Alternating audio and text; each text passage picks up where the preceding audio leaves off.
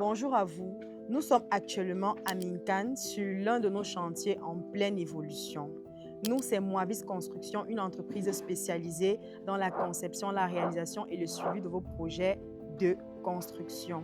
Ici, comme vous pouvez le constater, les travaux avancent de manière structurée avec une équipe engagée et un respect strict des normes de qualité et de sécurité.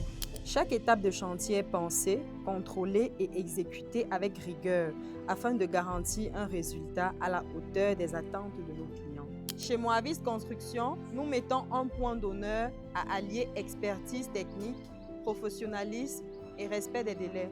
Et parce qu'il est important pour nous de vous montrer ce qui se passe réellement sur le terrain, nous allons passer la parole à quelques techniciens présents sur le chantier qui vont vous présenter en détail les travaux en cours et les différentes étapes de réalisation.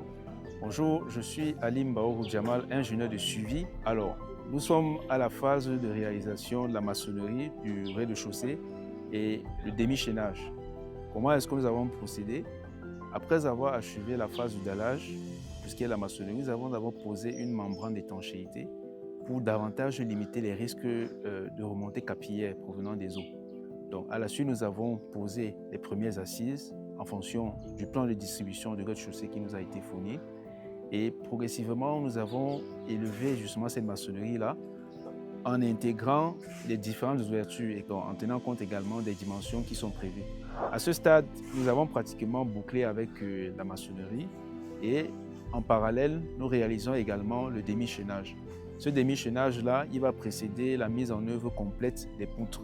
Donc, quand cette étape a été bouclée, il a été question de poser le ferrage à l'intérieur du coffre en disposant les cales à béton, sans oublier les réservations électriques. L'étape suivante a consisté à formuler le béton en fonction des dosages qui ont été prescrits par les cahiers de charge. Nous avons procédé donc à la formulation du béton, au coulage et à la vibration au moyen d'un vibreur.